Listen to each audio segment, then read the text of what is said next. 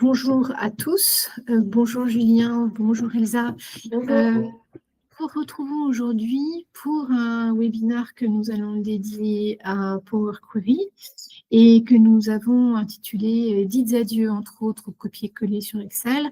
Effectivement, c'est un webinaire que nous dédions aux débutants sur Power Query.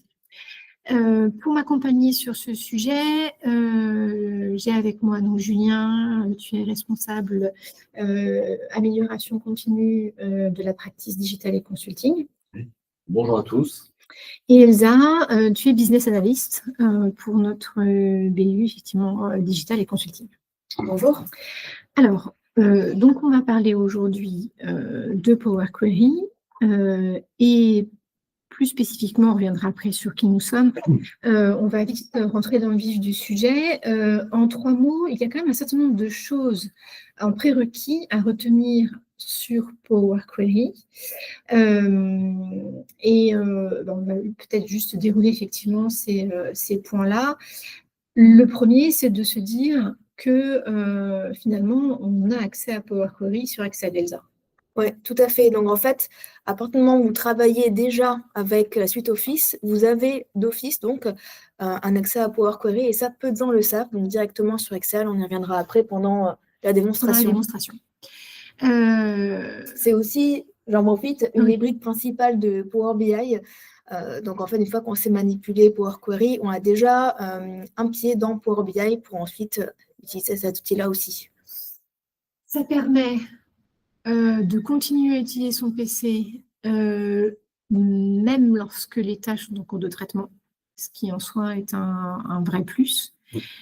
Et puis... Tout ce qu'il faut dire, en fait, c'est que Power Query, il faut comprendre comme ça, en fait, de façon basique, c'est un extracteur et un transformateur de données, ce qu'on va vous montrer un petit peu plus tard dans la démonstration.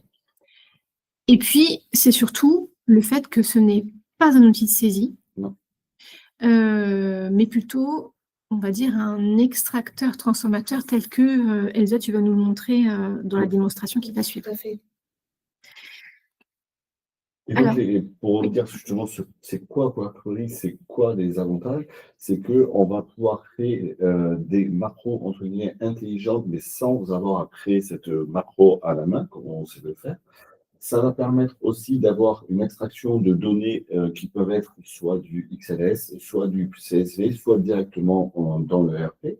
Ça va pouvoir aussi avoir une incrémentation évolutive des données entrantes, et ce qui va permettre aussi le fait de ne plus avoir d'interaction humaine au niveau du Excel, avoir la création d'un macro, avoir aussi du copier, du coller, j'étire des données, je me rate aussi là-dessus, donc tout ça, ça va être effacé. Et en plus de cela, les données que l'on va mettre en place dans notre requête, le query en anglais, pour les non-anglophones, ça veut dire requête. Et lorsqu'on va créer cette requête et qu'on va actualiser cette requête, le résultat va être quasi instantané et on ne va plus avoir à attendre devant son PC, devant 1, 2, 3 macros qui bloquent tout l'ordinateur. Et donc ça, c'est une vraie force de Power Query. Pour vous simplifier, qu'est-ce que c'est?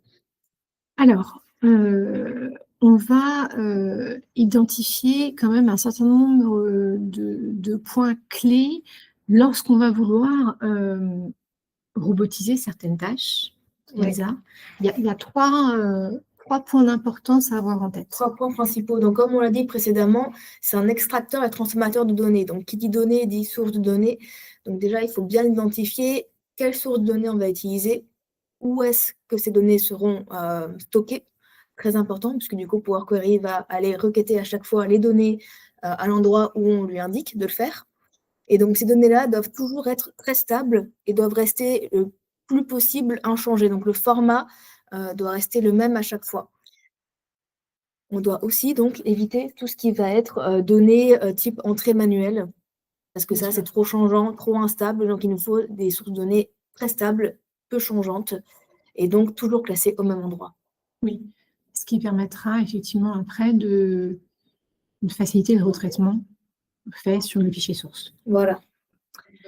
Alors, on va rentrer dans le vif du sujet et Elsa, tu vas pouvoir effectivement nous faire une démo d'un cas concret. Et donc, c'est un un cas concret qui est issu de notre propre pratique, puisque elles sont issues d'un ERP qui a été mis en place pour faire un suivi de productivité. Alors, moi, je vais arrêter. J'ai pris la main déjà. Très bien. Voilà, alors, ça, c'est un fichier donc, de suite productivité que nous avions chez un client. Donc, à la fin, on avait quelque chose qui ressemblait à ça. Bon, le rendu final est peu esthétique, mais ce n'est pas ce qui nous intéresse aujourd'hui. Aujourd'hui, ce qui nous intéresse, donc, c'est le traitement qu'on avait de ce fichier donc, de suite productivité, qui était donc, du coup, un TCD un peu classique, qui s'appuie sur une extraction de RP. Donc là, vous avez l'extraction de RP, donc type de document Excel qu'on a de manière habituelle, avec à la fin, donc, des colonnes de couleurs avec des formules à la fin, etc. Donc, vous avez aussi une entrée manuelle ici avec une date. Et donc, ce qui se passait, c'est que nous avions donc une équipe qui avait un ERP en accessibilité, qui faisait donc des extractions depuis cet ERP-là et qui a construit ce fichier, donc pour avoir les KPIs à la fin. Ils ont construit ce fichier, sauf que le ERP a subi une mise à jour quelques semaines, quelques mois plus tard, et donc l'extraction a été modifiée. Oui, c'est ça. Donc, comme les équipes opérationnelles n'avaient pas les compétences techniques pour toucher en fait à ce fichier Excel et pour être sûr que les données à la fin produites dans cet onglet-là restent correctes, ce qu'ils faisaient, c'est qu'ils faisaient du retraitement de l'export de l'ERP. Donc, par exemple, typiquement, ils allaient déplacer, ils allaient supprimer des colonnes, ils allaient remettre des colonnes dans différents, par exemple, la E à la place de la D, etc. Donc, en fait, ils faisaient un retraitement manuel de l'export. Ensuite, ils supprimaient donc, tout ce qu'il y avait dans cette page, sauf les premières lignes donc, des colonnes calculées. Et ensuite, donc, ils allaient coller leur export. Ils allaient à la fin, donc ici, et aller étendre leur formule. Donc déjà, il ne fallait pas se tromper au moment du retraitement de l'export. Et ensuite, donc, il fallait bien penser à étirer toutes les formules. Là, vous voyez, typiquement, nous avons un cas où quelqu'un avait oublié de tirer jusqu'au bout la formule. Donc, on va forcément avoir une donnée biaisée à la fin. Tout à fait. Donc, on va voir comment on peut remédier à ce type de problème. L'idée ici, ça va être d'utiliser Power Query pour retraiter ces données, pour recréer donc, ces formules calculées. Donc là, on va prendre l'exemple que sur une seule, pour aller plus vite. Donc, là, j'ai un classeur Excel très classique. Comment je trouve Power Query à partir de cet Excel-là? Donc, on va dans l'onglet Données, et vous voyez, c'est tout ce qui est ici. Donc ici, c'est Power Query, c'est l'intégration de Power Query. Si je vais dans Requêtes et connexions, Requête pour Query, en fait, hop, ça va charger. J'ai sur la droite de l'écran 0 requête, c'est normal puisqu'on n'a encore rien fait. Donc, je peux cliquer sur Obtenir des données et donc je peux connecter mon Excel donc, avec un autre fichier Excel, avec des documents type texte, CSV, JSON, PDF, etc. Je peux aussi utiliser un dossier. Je peux aussi utiliser des bases de données, donc du SQL, du Access, etc. Aujourd'hui, ce que nous, on souhaite faire, donc là, j'ai créé un petit dossier spécialement pour notre webinaire du jour, c'est de prendre les exports. Donc là, j'ai un dossier export. Ce sont les exports de mon ERP. Donc, de prendre les exports, de les transformer pour ensuite obtenir mon résultat final sans avoir besoin à chaque fois à remanipuler donc, mes formules. Donc, ce que je vais faire, c'est je vais choisir à partir d'un dossier pour pouvoir avoir à chaque fois mon export. Je peux faire à partir d'une feuille Excel, voilà. Mais le souci, c'est qu'à chaque fois, on va avoir donc une seule feuille Excel qui va être liée à mon Power Query. Donc, à chaque fois, on va devoir aller mettre à jour la source de mon Power Query. Ce n'est pas ce qu'on souhaite. Nous, ce qu'on veut, c'est un minimum d'actions. Donc, on va prendre un dossier. Voilà. Donc là, je vais dans mon bureau, je prends Webinar, hop, export. Et j'ouvre.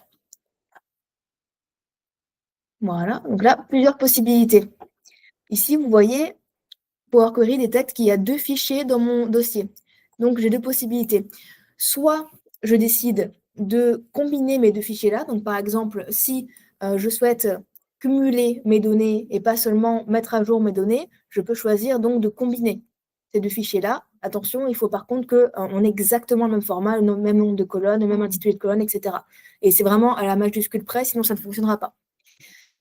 Sinon, je peux charger. Si je fais charger directement, je vais simplement charger ces 2 informations-là, donc ces 2 lignes, avec les détails, donc date d'accession, etc., date de modification, peu intéressant. Donc, ce qu'on va faire, c'est transformer les données. Donc là, j'ai mon moniteur Power Query qui va s'ouvrir. À ce stade-là, je ne peux plus utiliser Excel en parallèle. C'est bloqué. Donc, je peux utiliser uniquement mon moniteur Power Query. Si je veux utiliser Excel, je vais juste faire farmer et charger. Quand je veux faire ça, automatiquement, ça va enregistrer mes modifications. Par contre, ce qu'on disait aussi, c'est que versus Excel macro où tout l'ordinateur est bloqué, là, il y a simplement le Excel qui est bloqué et on peut utiliser toutes les autres fonctions de C'est ça. l'ordinateur. Et le temps, c'est bloqué seulement le temps de l'édition de notre Power Query. Une fois qu'on aura terminé, ce ne sera plus du tout bloqué. C'est vachement intéressant. Voilà. Donc là, on a deux fichiers. Nous, dans le cas présent de ce qu'on souhaite faire, ça va être utiliser les dernières données, donc notre dernier export, notre ERP. Donc, on va aller dans la date de création. Voilà, vous voyez que ça a été repéré comme étant date et heure. Donc, je peux utiliser des filtres directement ici, filtre date et heure, et je vais prendre le fichier le plus récent. Donc là, à chaque fois, quand Power Query va charger tous les fichiers de mon dossier, je peux avoir 500 fichiers dans mon dossier, il va prendre le fichier qui a été créé le plus récemment. Maintenant, je vais ouvrir donc mes données dans mon fichier. Donc, j'ai qu'à cliquer ici sur le petit content ici. Voilà, ça charge. Et maintenant, donc, Power Query va m'afficher ce qu'il y a dans mon fichier.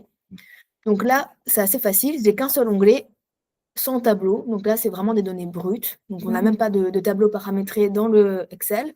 Donc, ça me détecte là. Si j'avais plusieurs onglets, j'aurais tous mes onglets ici. Et si j'avais dans un onglet un tableau qui est paramétré sous forme de tableau, j'aurais aussi les tableaux correspondants avec le nom correspondant. Et là, j'aurai un petit logo qui change avec les petites colonnes en bleu. Voilà. Donc, je fais OK. Je vais charger donc, mes données. Vous voyez ici, partie très intéressante, ça va être étape appliquée ici. Dès que je fais quelque chose dans mon Power Query, je vais avoir une nouvelle étape qui va être ajoutée ici. Ça me permet de suivre ce que je fais. Toutes les modifications qui peuvent être faites sur le Toutes les modifications.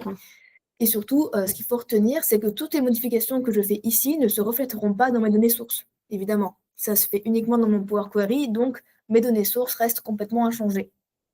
Donc là, j'ai accès à mes données qu'il y a dans mon fichier Excel, et maintenant, je peux commencer à travailler. Donc là, vous voyez, en fait, c'est une liste de factures issues de différents fournisseurs. On est sur de la comptabilité fournisseur. Voilà, donc on a les noms des fournisseurs, par exemple. Et mettons, une des colonnes calculées que nous devions faire, c'était... On va reprendre, voilà. Il y avait une des données, c'était savoir si notre fournisseur en question était un fournisseur stratégique ou non, pour savoir combien de factures de fournisseurs stratégiques nous devions traiter. Donc là, c'est assez facile de les reconnaître, on a le petit STRA.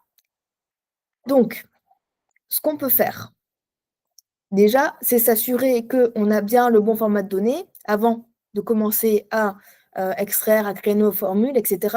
On a déjà une première étape à faire qui est s'assurer que dans chaque colonne, on ait bien les bonnes données. Donc là, vous voyez, à chaque fois, vous avez un petit logo en haut des colonnes, ABC, petit logo de date, etc. Ça nous dit en fait quel type de données on a. Donc là, par exemple, on est dans la colonne Release Group, on voit que c'est un type de données texte. Je peux modifier ce type de données ici. Voilà, par exemple, mettre en devise, date, etc. Là, je ne vais pas le faire. Mais il y a des colonnes pour lesquelles c'est intéressant. Par exemple, ici, vous voyez, on a toujours des zéros ou des nuls. Donc, a priori, ce seraient des chiffres, des nombres entiers. Mais mettons, Power Query va ici m'afficher les 999 premières lignes. Donc, de manière générale. Voilà, de manière générale. Donc, il va me détecter le type de données sur 999 lignes. Mettons sur la millième ligne ou la 1001e ligne, il y a du texte. Automatiquement, au moment du chargement, on va avoir un échec. Parce que du coup, il y aura une erreur. Il y aura du texte à la place du format attendu qui est un nombre entier. Donc là, mettons, c'est le type de cas où on peut directement passer en texte. Donc là, vous voyez, on était déjà sur l'étape où Power Query reconnaît le format de mes données. Donc là, je peux soit remplacer l'étape actuelle, soit ajouter une nouvelle étape. Donc on va ajouter une nouvelle étape. Et là, je peux renommer mon étape pour rendre les choses plus claires. Ce qui permet de suivre en fait au fur et à mesure des modifications que tu apportes au fichier, les modifications en question. Voilà. Et que si quelqu'un reprend finalement le fichier sous Power Query après toi, il est capable de un peu monitorer ce que tu as fait. Exactement. Si je fais des actions assez simples, qu'on va dire qu'on ne construit pas un Power Query extrêmement élaboré et qu'on prend bien soin de renommer nos différentes étapes, c'est très facile pour n'importe qui après d'aller corriger s'il y a un souci. Bien sûr. De voir la démarche initiale jusqu'à la démarche finale. Voilà. Alors que si je mets juste type modifié, ça ne va pas beaucoup m'aider à savoir ce qui s'est passé et pourquoi je l'ai fait, n'est-ce pas? Voilà, donc maintenant qu'on a corrigé notre type, on va mettons, essayer d'identifier nos fournisseurs qui sont stratégiques. Donc là, on a cette colonne-là, donc on peut transformer, vous voyez, on a beaucoup de différentes possibilités. Donc déjà, ce qu'on peut faire, hop, aller ici, même pas besoin d'aller ici, hop, on peut aller fractionner la colonne, vous voyez, donc on peut fractionner, c'est comme Excel, quand on va dans données convertir, on peut directement fractionner par délimiteur, donc là, on peut imaginer un délimiteur type trait d'union. Sinon, on a plusieurs possibilités. On a une première possibilité que nous offre Power Query, ça va être une colonne à partir d'exemples. Ça, c'est quelque chose qui est très intéressant dans Power Query et donc aussi présent dans Power BI. Ça va être de donner un exemple, en fait, à Power Query de ce qu'on souhaite obtenir. Donc là, mettons, je veux extraire le petit strat. Donc je vais taper strat. J'entre, entrée. Et là, vous voyez, il comprend que je veux extraire le strat, donc pour stratégique, de ma colonne Release Group. Donc là, si je fais OK, ma colonne sera créée. Par contre, on va voir que si je veux faire quelque chose de plus élaboré, stratégique, est-ce que ça va marcher à chaque fois? À moitié, parce que vous voyez là, il pense que je prends ce mot-là et que je le mets en majuscule. Et là, vous voyez, je l'ai en anglais. Là, vous voyez, on a exception, par exemple. Vous voyez, donc là, on n'avait pas le stratégique. Il nous prend en fait le terme du milieu et il nous met en majuscule. Donc, c'est pas vraiment ce qu'on veut. Pour des fonctions très simples, ça fonctionne. Pour quelque chose de plus complexe, ça ne fonctionne pas. Mais en tout cas, si on n'est pas très bon et qu'on a besoin d'un petit peu d'aide au début, ça peut être quand même une bonne aide. Donc là, j'ai créé cette colonne-là. Bon, c'est pas tout à fait satisfaisant parce qu'en plus, là, j'ai du texte. Ça ne m'intéresse pas d'avoir cette donnée-là. Autre possibilité, j'ai ce qu'on appelle la colonne conditionnelle. Voilà, donc ça va nous permettre en fait de réaliser une formule de type si, if en anglais, pour nous aider donc à aller un peu plus loin finalement. Voilà.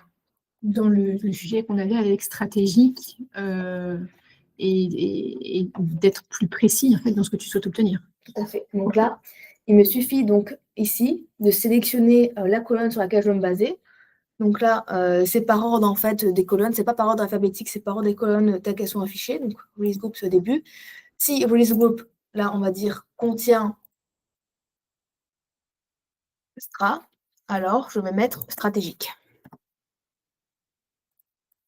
Sinon, je mets non stratégique. OK. Et là, vous voyez, donc j'ai stratégique et j'ai des erreurs. Donc, vous voyez, on a le petit bandeau rouge qui m'indique les erreurs. Pourquoi j'ai des erreurs? Vous voyez, on a le message d'erreur, on peut convertir la valeur nulle en type logique. OK. On retourne sur release group. Voilà, et oui, parce qu'en fait, on se base sur une valeur qui est nulle au début, donc on fait une fonction sur quelque chose qui est nul à la base. Forcément, ça ne fonctionne pas. Donc, on va ajouter une clause et on va dire déjà que release group doit être égal à quelque chose. Est différent de nul. Hop, placer vers le haut. Si release group est égal à nul, on va mettre ça en minuscule parce que par exemple, parce que Power Query est case sensitive, ça veut dire que il est sensible aux majuscules, aux espaces, etc. Donc toujours faire très attention à ce qu'on écrit, à utiliser les bons termes. Donc si c'est nul, par définition, on dit que le fournisseur n'est pas stratégique, donc on va mettre non stratégique.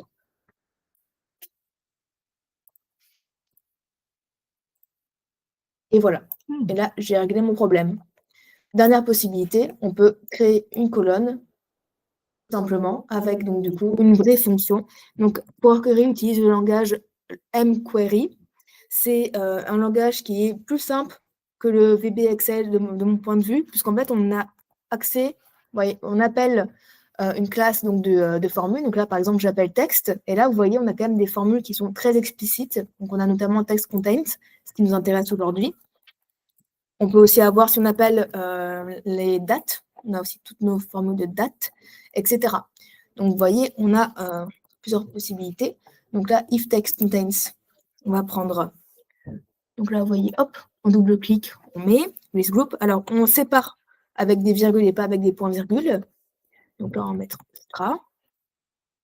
Voilà. Alors, donc then, en anglais, on va mettre stratégique. Bon, là, j'ai écrit en français. Tout à l'heure, j'ai écrit en anglais. Else, non stratégique. Et voilà. Et là, de nouveau, j'ai la même erreur parce que du coup, je n'ai pas j'ai pas pris en compte, donc du coup, mes valeurs nulles. Et là, vous voyez, quand on va faire le petit rouage, en fait, on a Power Query qui nous a reconnu que c'était une colonne type conditionnel avec un si, donc il nous remet l'éditeur qui correspond. Mais évidemment, si je mets donc des formules type date, etc., là, par contre, on n'aura pas cette possibilité-là avec cette version simplifiée parce que du coup, on aura des formules qui sont un petit peu plus complexes. D'accord. Et là, vous voyez, regardez, je n'ai qu'à cliquer sur la petite croix, et hop, ma colonne disparaît. Maintenant, je vais charger donc du coup mes données. Donc, il me suffit de revenir dans accueil, fermer et charger. Voilà. Donc, Power Query va, si on récapitule, prendre, on a 1038 lignes chargées. Donc, Power Query va aller chercher dans mon dossier ici mon dernier extract, va analyser mes données. Donc là, on n'a fait qu'une seule colonne, va me créer la colonne correspondante. Voilà, list group 1. Et vous voyez, je n'ai pas besoin de d'étendre, c'est tout chargé. Et on a la colonne qui va bien jusqu'au bout. Si on effectue un nouvel export, on n'aura qu'à aller dans Données ici, actualiser. Okay. Et là, ça s'actualise. J'ai le nom de mon fichier source, donc je sais quel fichier source a été utilisé. Et puis sinon, on peut aussi éventuellement créer un petit champ qui va nous indiquer la date de dernière mise à jour. Ça, on le verra dans un prochain webinaire. Donc, pour résumer, en fait, ce qu'on avait dit au départ, et par rapport à cette démonstration, qui est une première démonstration basique de ce qu'est Power Query, elles ont bien montré qu'elles nous sur Excel. C'est donné à tout le monde depuis Excel de 2017. On a bien vu qu'il y avait sources de données multiples, puisque là, moi, je choisis du Excel, mais ça peut être du CSV, ça peut être de l'ERP directement, du PDF ou autre. On a bien vu qu'on n'a pas créé de macro et que la requête a été créée. Après, effectivement, il faut connaître un petit peu, mais une fois que la requête est créée, on a bien vu qu'il y a une incrémentation évolutive des données, puisque quand on a fait le dernier export, on a fait juste actualiser. Et on a bien vu que c'était quasi instantané. L'actualisation des données, on n'avait pas à attendre un quart d'heure, une demi-heure ou une heure comme sur le macro Excel. Et on a bien vu aussi qu'il n'y avait aucune intervention humaine de je copie, je colle, je tire les formules, etc. etc. Donc voilà pour vous résumer ce qu'on s'était dit au départ et suite à la démonstration que vient de faire Elsa. Exactement. On va peut-être revenir du coup sur le fichier de la présentation. Et l'idée, c'est tout simplement de se dire, alors c'est ce qu'on s'était, c'est ce qu'on s'est rappelé finalement tout au long de la présentation, c'est qu'il y a quand même cet impératif de garder toujours un fichier source propre, mais ça effectivement tu nous l'as rappelé à plusieurs reprises, Elsa, le fait de devoir que c'est quand même un net mieux de documenter la logique, ce qu'on s'est dit effectivement des différentes actions qu'on a eues dans l'éditeur pour pouvoir s'y retrouver et effectivement pouvoir modifier si nécessaire. Et ce que tu disais à la préparation de ce webinaire, c'est de tester sur un petit jeu de données pour pouvoir généraliser finalement et pouvoir finalement un peu s'entraîner quelque part dans la façon dont on aborde Power Query. Oui, tout à fait. Il y a quand même un élément qui est fondamental sur cette histoire de Power Query, c'est qu'il y a un ROI qui est très clairement identifiable. C'est qu'in fine, il n'y a pas de risque d'erreur puisqu'on ne travaille pas sur le fichier source et qu'on ne copie-colle pas à la main. C'était un petit peu ce qu'on s'était dit au départ du webinaire, c'est qu'on dit adieu au copier-coller puisque là, on ne fait qu'importer les datas. Oui. Et on n'a pas de manipulation humaine, c'est Power Query qui va faire ce qu'on lui demande. Tout à fait. Sur le deuxième gain de temps, Julien, sur le deuxième ROI, qui est le gain de temps, là vient de... Alors, effectivement, sur la création, finalement, des requêtes, il y a un petit peu de temps de travail, puisqu'il faut bien évidemment définir ce que l'on veut mettre en avant. Mais globalement, à la fin, tu as clairement fait l'exercice, c'est-à-dire que tu as mis à jour les données, tu as appuyé sur un bouton, et tu es passé globalement 20 secondes. Et même moins. Même moi. Les petits jeux de données, là, on était sur du 1000 lignes et on peut monter à plusieurs millions de lignes. Hein. C'est un outil qui est fait pour. Là, on a vu que l'actualisation va durer à peu près 3 secondes. Oui, pense, c'est hein. ça. Donc, on a fait et on était sur 1038 lignes. Et voilà. Donc, le gain de temps est complètement significatif. Ça permet aussi d'éliminer les tâches à non-valeur ajoutée pour les collaborateurs et d'avoir une qualité de vie au travail quand même qui est meilleure et d'avoir beaucoup plus de temps pour faire de l'analyse et autres. Et après, comme on vient de le dire, hein, revoir le copier, les coller, les tirer, les formules, etc. Et Donc, les erreurs, voilà, gain de qualité, de temps, de productivité et de qualité. En l'occurrence, là, c'est une qualité comptable. Parce que par rapport à ce qui s'est passé, Julien, c'est qu'en fait, les personnes ne faisaient plus ce travail de mise à jour de rapport de productivité puisque ça leur prenait trop de temps. Alors, trop de temps, 4 minutes, quand c'était quelqu'un d'expert qui le faisait, quelqu'un qui était habitué. Pour quelqu'un qui n'était pas habitué, ça prenait un peu plus de temps. Donc, avec tous les risques d'erreur associés. C'est surtout ça. Voilà. Donc, il ne faisait plus. Aussi, de mon point de vue, quand on fait un Power Query, quand on va ouvrir l'éditeur Power Query, c'est quand même beaucoup plus lisible qu'une macro Excel, ou si on n'a vraiment aucune compétence, c'est très compliqué de s'y retrouver. Alors que là, vous voyez qu'on a un outil qui est quand même beaucoup plus user-friendly, qui va nous permettre aussi de faire des modifications plus simplement. Oui. Avec les différentes étapes que tu as décrites tout à l'heure. Tout à fait. Elsa, merci. C'était très clair. Merci. Julien, merci beaucoup pour Merci. ces éclairages. On aura plaisir de vous retrouver prochainement pour d'autres éléments relatifs à Power Query. Et puis, si effectivement vous souhaitez en savoir plus sur Adjuvoo, vous pouvez consulter notre site internet adjuvoo.com. Merci beaucoup, à très bientôt, au revoir. Merci. Au revoir. Merci.